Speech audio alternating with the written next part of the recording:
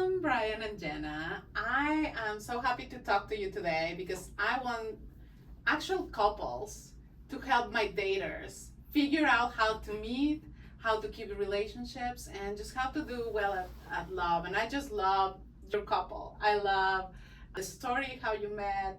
I love everything. I think it's a lesson for others. So thank you for being here. And if you just want to give a few words about who you are and what you do, and then we can start with the story. Sure. You want to go, Jen? Or you want me to go? I'm Brian Truman. This is Jana Truman, my wife. And we have been married 37 years last April, or this April. So going on 38 now. And we actually, the last 9-10 years we actually work together. So we work in the same office. We have different offices, but we still work in the same office doing commercial real estate. So if you would ask us if we could have done that 20 years ago, the answer probably would have went no. Right? Everybody talks about that we're a power couple, which now, but back 20 years ago probably wouldn't have worked so well, right? We've evolved over the years, so but so you've evolved to the point where now you can work together. And have a company together, and I do see you as a power couple. So let's go back to where everything began. Maybe you start, Diana, this time, because I want to hear your version of it. Of how we met, we had a mutual friend who, and actually, before I knew Brian at all, we went to the same college, and I worked with this boy who went on to become a Green Beret, and he was very, very tough. He was kind of a tough guy, and as far as I knew, we went to the same church congregation, but he had been dating this girl for years, and I didn't know that he had just broken up with her, and that he and Brian were roommates, and he was basically asking Brian to be his wingman to come and be there so that he could ask me out. And unbeknownst to me, it was his first attempt after having broken up with his fiance to go out with someone, and I didn't know that. And when they came to our apartment, they sat on the couch, and Brian came in. He didn't say a word. He just sat there, and I knew this boy from work, and so we talked about work. And I was going to school to be a graphic designer, and I had won a bunch of awards, and I was New York bound. I was thinking that's where I was going to go. And I, in talking with Brian later, he was like, I was very unimpressed because I could see that this was not, you were not my type at all. And the reality is that I couldn't figure out why either one of them were, because in my mind, the other gentleman, he was engaged, and I didn't know Brian at all, never even talked to him. And I was like, Why are you guys in here? And not only that, but now you're talking about stuff and you won't leave. And I'm like, why? So finally I got tired of waiting, and I thought, okay, I'm just going to address the elephant in the room. And I said to the other young man's name, his name is Butch, and I said, so Butch, how is Christy? And he immediately, his eyes welled up in tears, and he jumped up and he leapt out of the room and left, and basically fled the apartment. And I was like, what the heck just happened here? And then Brian turned to me and he goes, hi, I'm Brian. Well, the interesting thing is that when we were in her apartment, the front door, you go into her front door, it's like here. And then the couch was here. I was sitting right here next to the front door on the couch. He was over here, sitting here talking to Jana. Jana was sitting right here. So he was up and off that couch and out that door before I could even move up out of the couch. So but he didn't want to cry in front of me, so he, and it was really sad. I was like, well, okay. So as soon as he did that, then I knew, okay, I think I understand now what is up here. And I thought, well, all right, I'm not going to be rude. And I said, so tell me about you, Brian. Okay. And then we visited, and we talked about some things that we had in common that were like, at least that kind of came up in that conversation. And I think it's important for you and your viewers to understand that I believe in being good at what you do at the time. Meaning that I wasn't dating anybody formally, and I was going to college to become a graphic designer, and I had ambitions to become a world famous graphic designer who lived in New York and worked for Ogilvy and Mather, and that I was going to be that girl. And so that's the excellence that I was seeking. But I had also a deep desire to be a mom and have a family. But it wasn't in my sphere at the moment. I didn't have that commitment. Later on, Brian actually had another roommate who he and I saw each other a couple times. But so he left for the summer, went to work in California, and then the following fall semester, his then roommate was like, you need to ask her out. And by that point, Brian started to see a lot of the guys that I dated in college were guys that had a lot of money, and they were either wanting Porsches. They were either wanting to be a wealth manager, or they wanted to be a pastor, like a preacher. And it didn't make sense to me why those two seemed to be attracted to me, but it was the reality. And Brian was like, I don't qualify for either of those, and so she's not going to say yes. And he was like, no, I think you will like her. And well, it wasn't more of was she going to say yes, it was more of I wasn't interested, because she had talked about being this career person and going on to New York and things like that, and that wasn't what I was looking for. Right? Tell me more about that, because you said earlier she wasn't your type. Yeah. And is that what you mean? That she was career oriented, she was going to New York? What else? Well, so I mean, if you fast forward, and she's talking about this other gentleman saying, hey, you ought to ask her out, and take her out, and finally to just get him off my back, I said to him, I was like, okay, I love ice cream.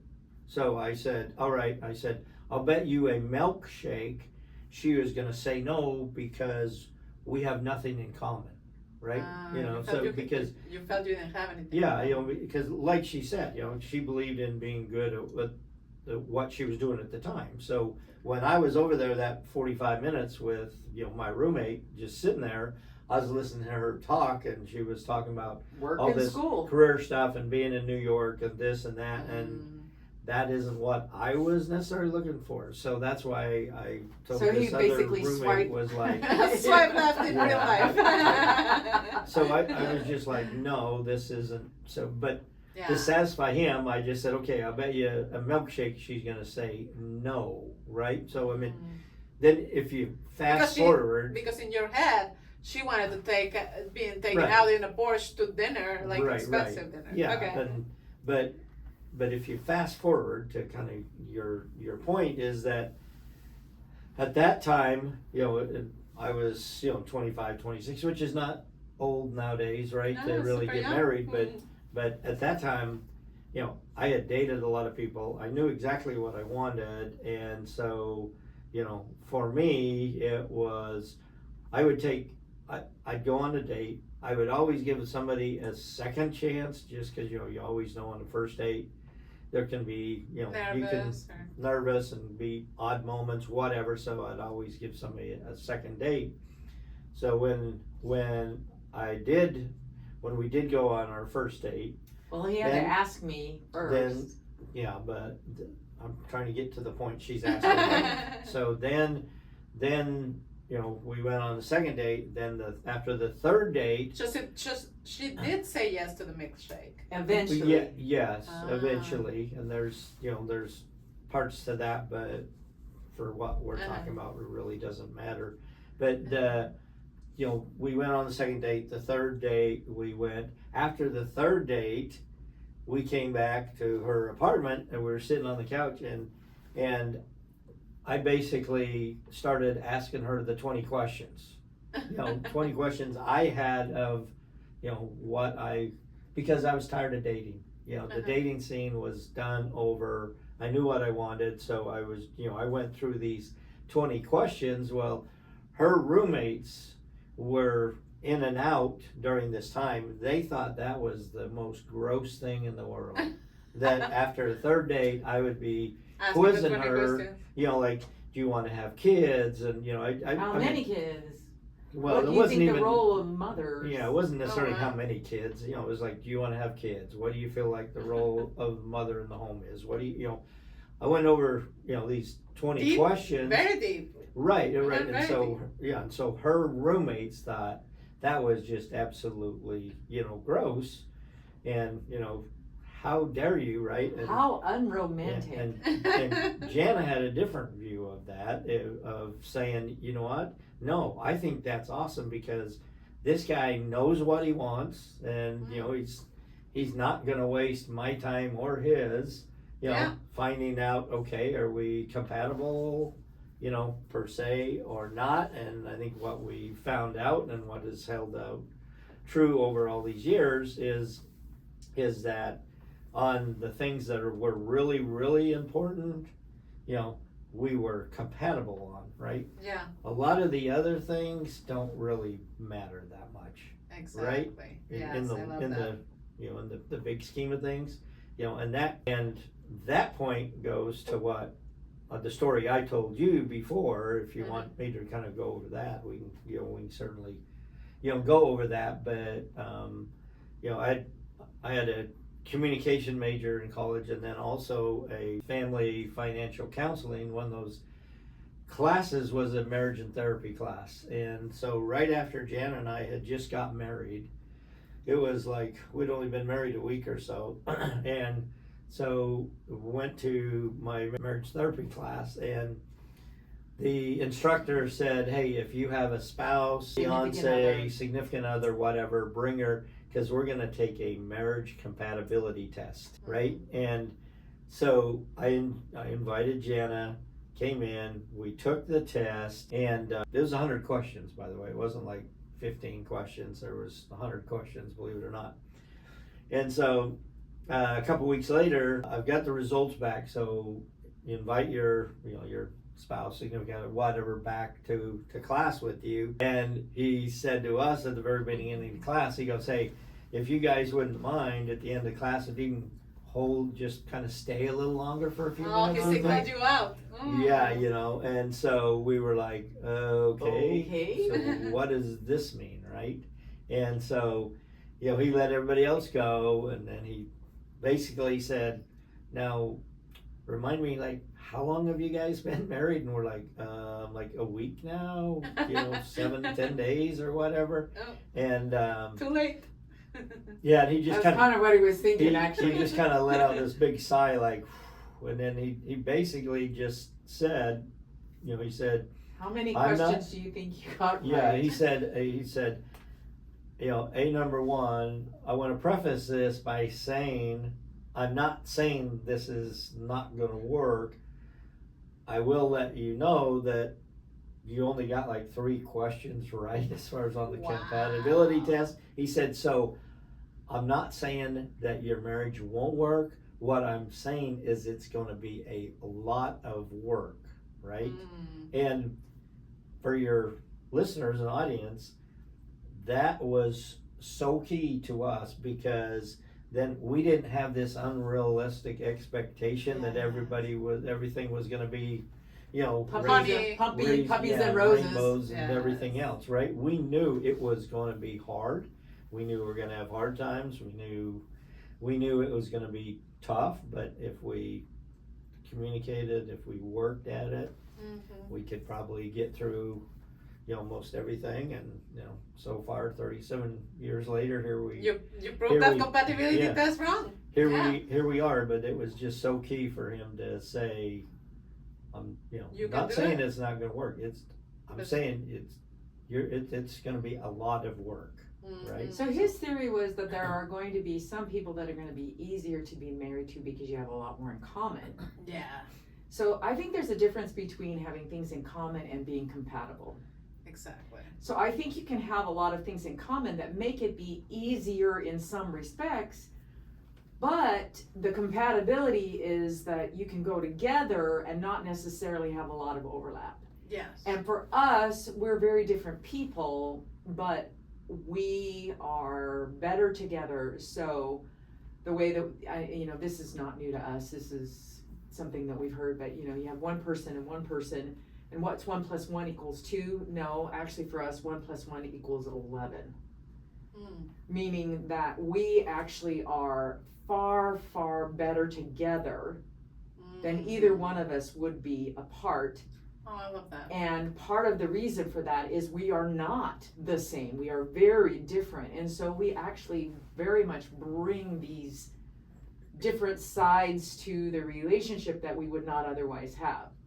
The key is that grace we have to have comes from us knowing from the very beginning that it was going to be a lot of hard work. Yes, I love that you say it that way. Well, and two, it's if you look at it, and a lot of people, like I mentioned, say, oh, you guys are a power couple, and she has her office, I have mine. We're in the same office, but she's in different. But the key thing is that my strengths are not her strengths. Her strengths are not mine. Right, so you're talking about the, 1 + 1 is 11. It's more, and like you say, having a lot of common. It's our strengths. Hers are not mine, and vice versa. So it works, right? It really does. It really does. And I love that you guys are sharing this, because some of the things that are misconceptions with the daters is that they need to be compatible. And I agree to a certain point. I think what you guys did was you aligned on the things that matter, which are values, character, and goals. You obviously have to have certain attraction, but you knew that those 3 things were present. So whatever nothing else mattered. Nothing else mattered. The 3 questions out of 100 that don't matter. That compatibility doesn't matter, because you will always have that core that is unbreakable, and that it's a building block for your relationship. So that's one of the parts that I love about your story. But the other part is what you mentioned about you had somebody tell you that you were going to have to work at your relationship.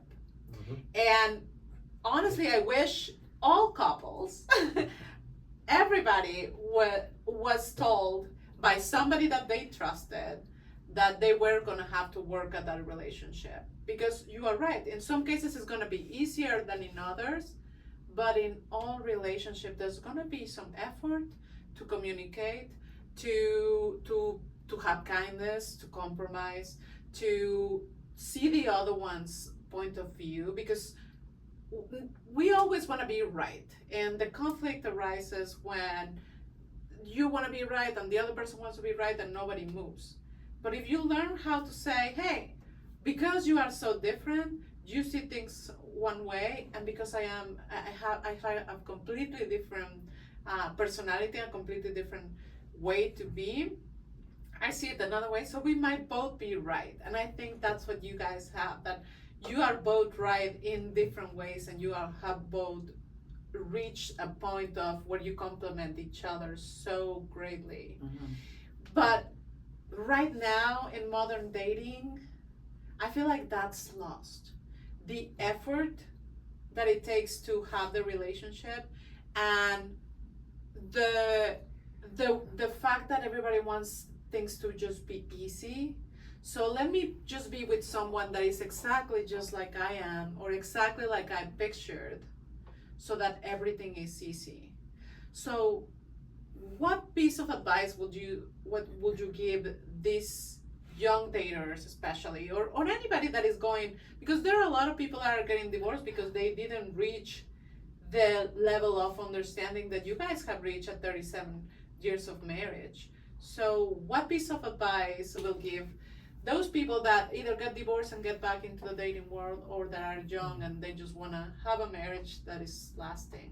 You don't have to, you don't have to always agree 100% on everything. Mm-hmm. You don't have to have 100% of the things in common. None of that. Like you said, we had the core, those core values of what we wanted in a marriage, kind of what, roles, what, did we want to have kids? Did we not want to have kids, right? Did we want to have faith be a part of our life or not? So, there's a lot of these core things that, nowadays I think are gone, that or people don't talk about, at all anymore. And so that, and then just being able to communicate and work through, I think today's society, it's like you run into the first little road bump and you want to just run away, right? And and I just say it's regardless if you have a lot of things in common, it's still not going to be easy. I wouldn't say send them down and give them maybe the 20 questions per se like I did, but I would definitely flush a lot of those things out before you make a commitment to somebody. Yes, maybe not 20, but a few very important ones. Yeah. What do you think? What do you think, Jenna? Well, I will say a couple things. One, that murder is still illegal, so that's not an option. Number two, I think that having a little dash of neuroses is actually helpful, in the sense that you have to have a little bit of rose-colored glasses. At least in my case, it's, I seek to find the best in Brian, and that's what I try to have it be that whatever happens, the assumption on my part is that somewhere there's a positive intent. Whatever he's doing, there's a good reason for it. And maybe I have to dig for it, but a lot of times it is having that conversation about that. Something that I didn't know, that we learned later, we didn't come with it, and it is how to fight well. And I think that doesn't mean that you don't have arguments. It means how do you begin and talk and end that conversation when you have disagreements. And I didn't have that modeled for me, but later on through education, we learned how to have a soft entry, have that conversation, and then how to repair. And I think those having repairing skills was absolutely critical for us for longevity, because there are going to be disagreements every day, all day long, and I think that repairing skills are an art. And then the other one is, when we go through those days, I have bids for connection, and that means that it's like this. It's just like touch. It's like, hi, how's it going? Or hey, I was thinking of you, or hey, do you still love me today? Of course he still loves me, or maybe he doesn't, but the point is, I'm reaching for connection, and he does the same. And when we do that, we respond and we feel connected. And it can be in the silliest, dumbest things. But those bids for connection, and then when we do have conflict, to have good skills on repair. I think nowadays too, to say, oh, I go to therapy, is like a taboo thing, like, oh no, what's going on, right? Yeah. But we have both been, we've both been into therapy together. We've both been therapy separately, right? But it's So more healthy. on Skill building. It's more on So skill healthy, building, yeah. and more on helping us and helping our relationship, and that it's not, oh, Because something this is thing wrong. this thing is bad and we're getting divorced tomorrow and things like that. It is, like she said, it's Optimization. skill development. So Mhm. I don't Mhm. think, it's not a bad thing to admit that, right? That you go to Yeah. therapy. It's to help yourself, it's not, but I think, I think too many people think, oh, gee, they're in therapy. Oh, they must be in deep trouble, when that's not the case. Yeah, Well, I like that. The you majority highlight of the that. time, anyways. Yes, it's totally healthy, and like Yeah. you said, you're learning, you're Yeah. being better. Yeah. And being better together. Well, I honor our parents and our families of origin. We were both very blessed with good families. But they were also not perfect, and they had a lot of things that didn't prepare us for relationships, and we had to get additional skills. And if it's not in your family of origin, you can't make the assumption that your way is the only way and that there could be a better way. And oftentimes it's a better way together. And that's for us what therapy did. We were able to get the skills that we needed. Mm-hmm. And some of it was just clarity of understanding what can be negotiated and what can't. An example would be something that can't be negotiated with he and I is he's a night owl, I'm my morning person. And we've learned not to fight at night and not to fight early in the morning. If I am tired, game over. If he's tired, game over. Right? So how do we resolve our differences when biorhythmically we're setting ourselves up for failure, right? So that was something that we didn't understand.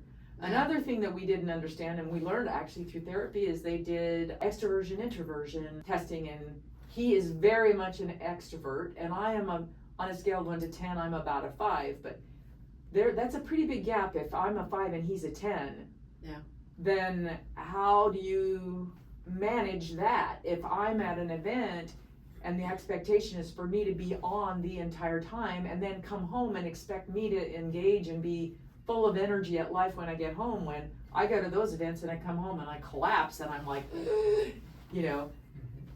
Well, he energizes. Yes. So he now knows to give me a minute if he wants me to recover. To be able to recover, right.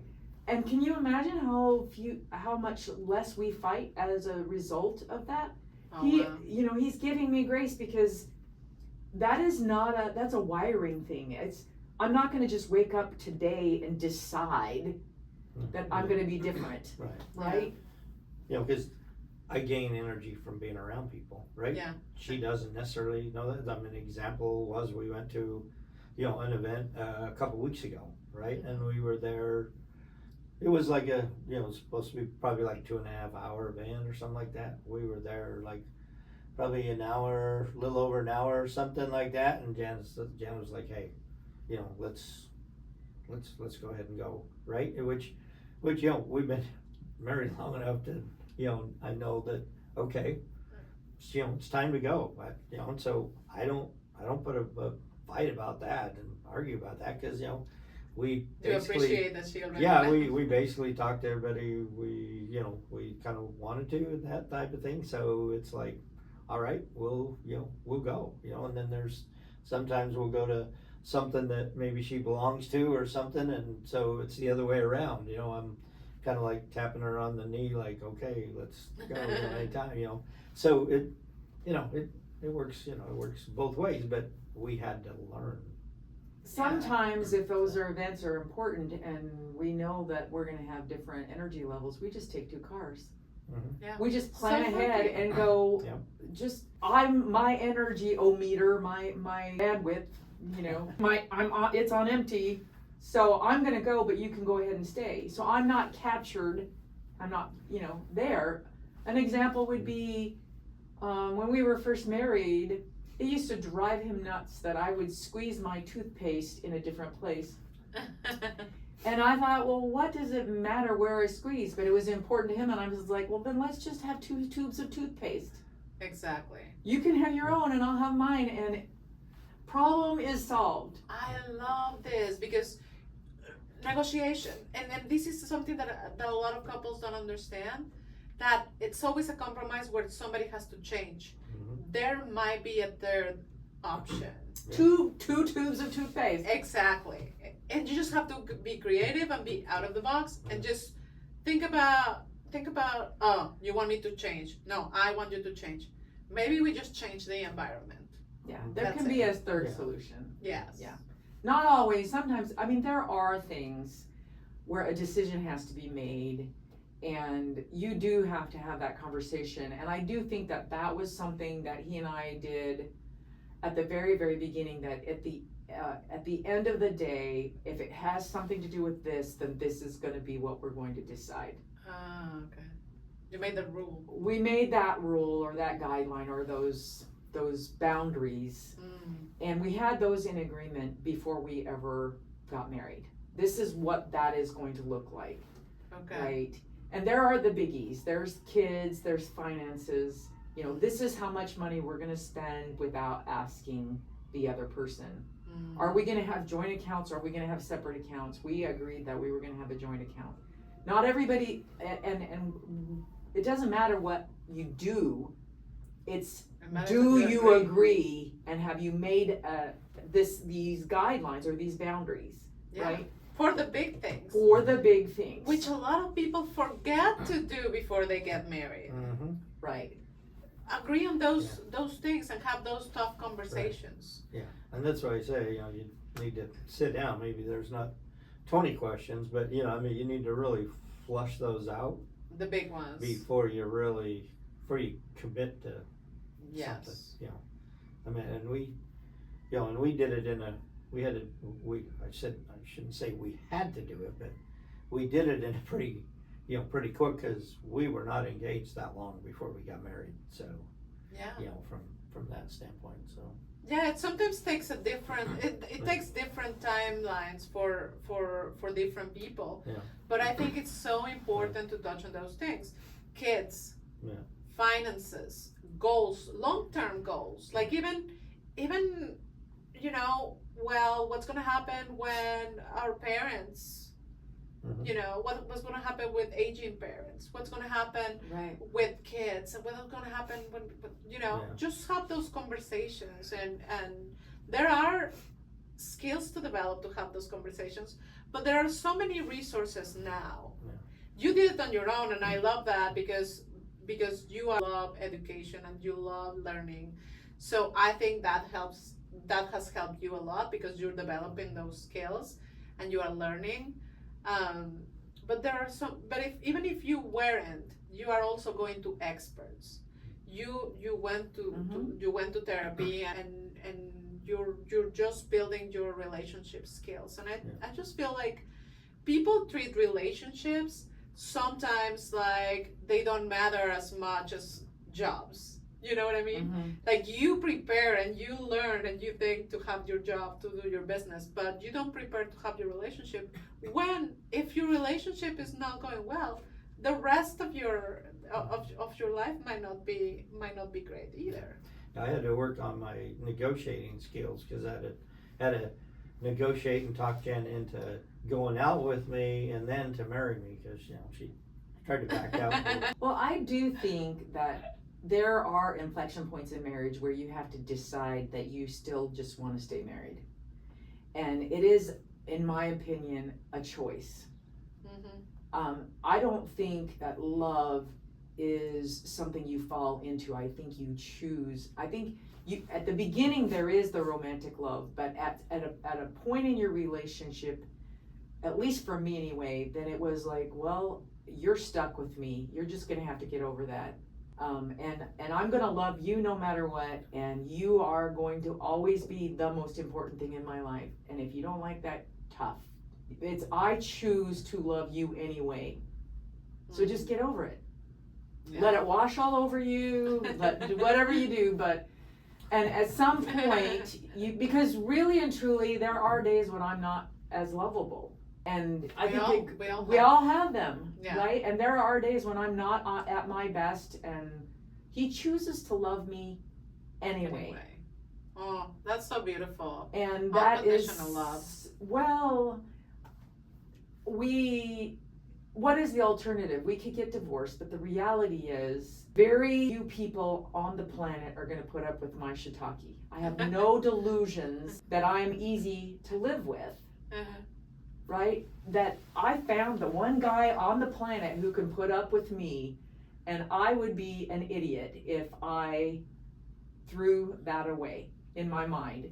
And I think that the reality is he has continued to put up with me for all these years, and it's somewhat of a miracle. And I'm so grateful for that. And I do think it is because he chooses to. He chooses. Yeah.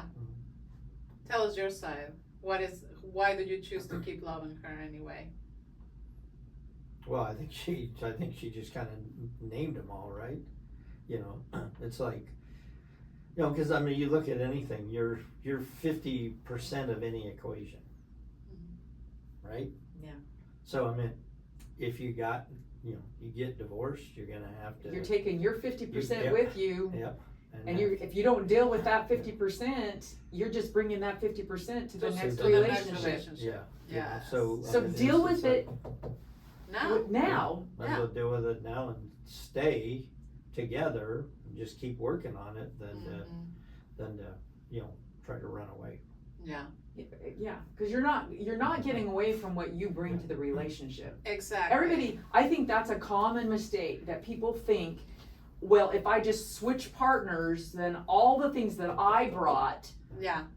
Will magically somehow disappear, and that's actually not the case. It is Or not. get better. And for me, your 50% actually is 100%, because you, now that you've left the relationship, everything that you are, and you brought everything that you haven't healed, everything, you have the 100%. And what is very common is that after a divorce, you're always going to try to blame the other person. Right. And it is seldom where people actually take their own responsibility. And I get there are cases where There is abuse or something. there is something critical, and there is something, you know, that is a mental state or something like that. But even in the worst cases, we can only take our 100%, and we can only work on ourselves to be ready for the next, if that's the choice that we've made. But I do admire what you said about staying and trying to repair and trying to fix that. And I'm still gonna go back to that question on repair, but working together on how to heal certain things, on how to change certain things, how to grow, how to just move forward. Because you're only gonna have obstacles, and you're only gonna have things thrown at you, you know, because of kids and parents and businesses and everything, you know. So the fact that you choose to work on it and to love each other regardless of anything that happens, I think it's remarkable, and I think it's inspiring for anybody that's starting a relationship. Well, thanks. It has been extremely rewarding. And there has been, you know, I think you hear about the 7-year itch, and when you think about if we're at, 37 years, how many times we've come to inflection points, it's probably been about every 7 to 10 years we come to that point where we're ready to be like, have issues that are Big. deep enough that they could potentially have us walk. And I think what Brian said is so, so important, in that the fundamental aspect is choosing to stay and work. And again, I don't want to minimize that there are situations where there's abuse, and there are where people can be deeply incompatible. She doesn't want kids, he wants kids. Mm-hmm. That's kind of a deal killer. Yeah. Right? But you should know that before you sign on the dotted line, right? But in our case, later on, kind of coming back to your repair question, an example of a repair would be where you may have a disagreement. Somebody did something that was really hurtful to the other person. That accountability where you have the conversation where that really hurt my feelings, and I own that my feelings were the ones I was hurt, and I was hurt because of this. And then the other person being open to the fact that they may or may not have contributed to that situation, and to be able to talk about that. And there are times when I have had to just say, I made a mistake, I'm sorry. I didn't realize that it was going to hurt you that deeply, and I would not have done it had I known. And sometimes it's just oh my gosh, was that a big mistake? And I have no excuse. I should not have done that, and I'm really sorry. Is there a place that you can forgive me? What will it look like? What do I have to do to help you? Also think a big one on the repair is when you have these items that happen is, something that I've had to work, still work on, is taking the emotion out of the conversation, right? Because, sometimes we can get emotionally charged where we feel like we're being attacked, and to just take the emotion out and just have a sit down conversation, and express ourselves, but without all the emotion, right? Like because if you have all the emotion, that's just going to make it worse. Yeah. Or has the potential to make it worse, I should say. I love that.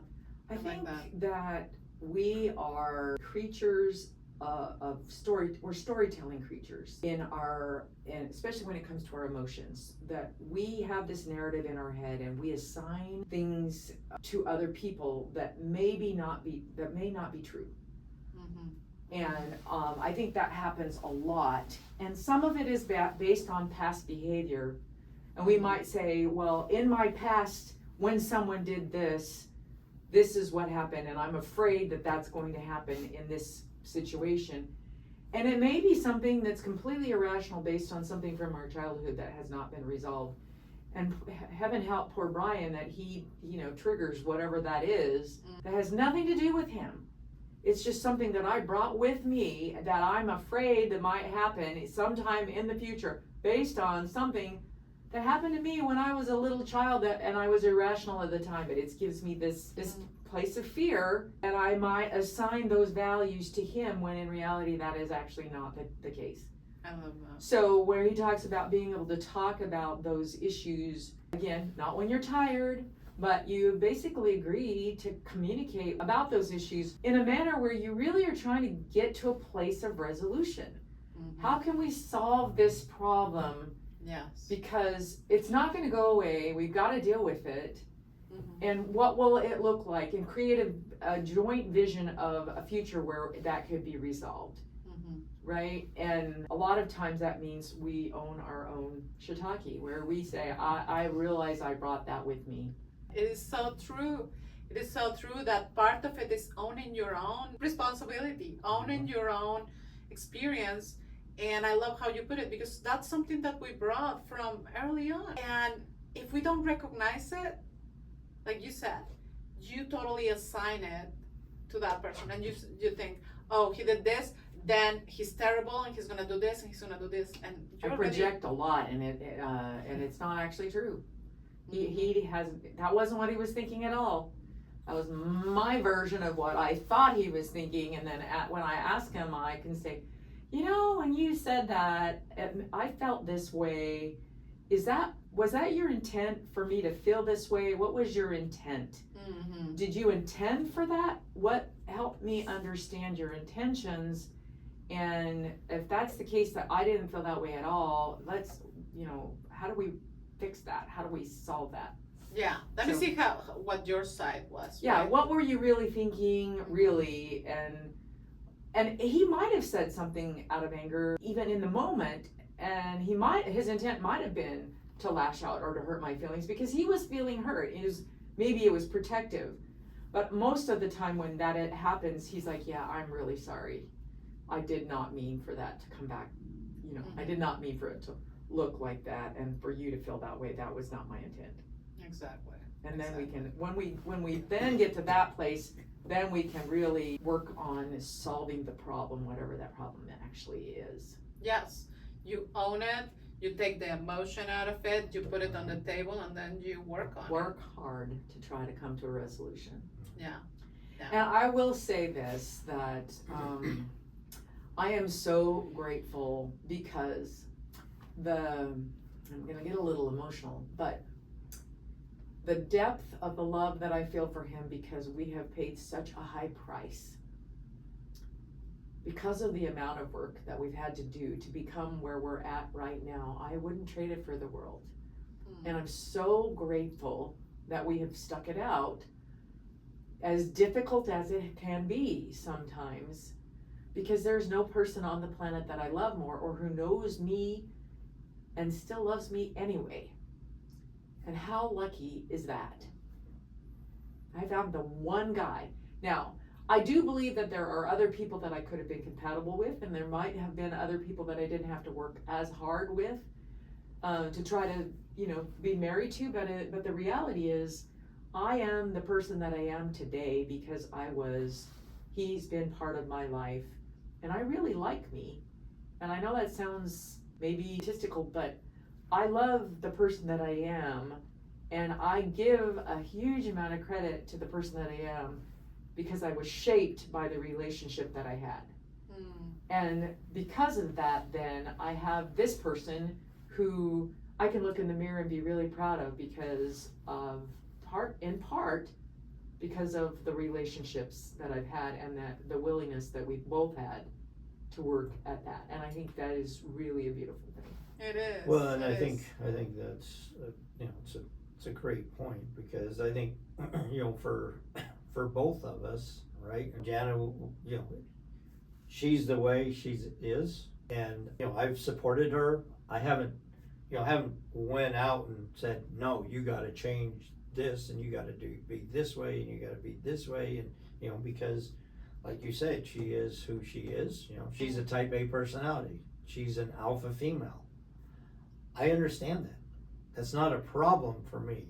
I'm not afraid of that, like other people, can be, and I've encouraged her to be, kind of, who she is and all that good stuff, right? And she'll tell you, well, yeah, if I would have dated this guy or married this guy, that would not have worked for him, right? It would have been a different, this, that. But, it's vice versa, right? We supported each other, and what, and our likes, things like that. We didn't try to go about, changing, everybody, either one of us, like fundamentally. We didn't do any of that. So I think that is a key part in why we've been able to, still be married 37 years later.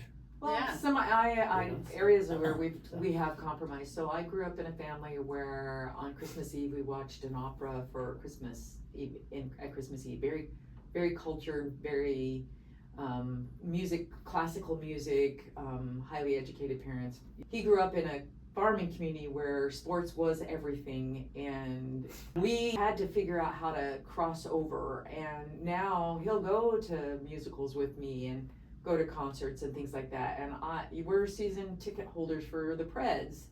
And for our vacation, for the last couple of vacations, we've gone wherever the Dodgers are playing, right? And so my background I was an athlete, but I was not an athlete that's a spectator. And so I was able to move into more of that spectator role and be involved in it. I will actually sit and watch a Dodgers game with him on TV, which is kind of crazy considering where I came from, right? Versus not meeting in the middle and not finding things that we can do together. And that has actually grown to now we don't even have to be doing anything. We just want to be where the other person is. And I can now go to an opera and not fall asleep. Because the very first one we went to, You did. and her sister was the lead in it. My sister was the and star of it. I fell asleep, not on purpose, but I fell asleep, in the opera, so It relaxed. just No, he was Kind just of a not standard. interested. Yeah. Very much not. Well, I am so grateful for your time, and I think we need to do a sequel because you have so many golden nuggets to give our daters. I really believe that because people just have expectations of how things must be for relationships to last, and I think with everything that you've shared today, you've shown people that it takes a choice, it takes love. It takes effort, it takes work, and it just can be the most beautiful relationship and can make you become a better version of you. And for both, it can be true. So that's the relationship that really I would love everybody to aspire to. Something that feels great, where the company feels great, but also that made you a better person because of all the work, because of all the choices, and because you've gone through all those lessons. Not because everything is fine all the time, but because you have conflicts and you resolve them. And I am so grateful. I had all other questions, but I think we need to do a follow-up because you guys are full of good advice, and I really admire both of you and what you do. Hey, commercial, if you ever come into somebody that needs a commercial real estate agency, they are the best power couple in Nashville, and they do also other regions, right?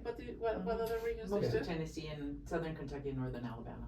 Yes. Yeah. So look for them. If you own a building or know somebody that owns a building, reach out to them. That's how we met, networking, and I just admire them as professionals as well as a couple. So thank you so much for Thank you. for your time and for Thank you for doing having us. this with me. Hopefully, we Sure. shared something worthwhile. I for think your- so. for your listeners. I think we need to do it again. Yeah.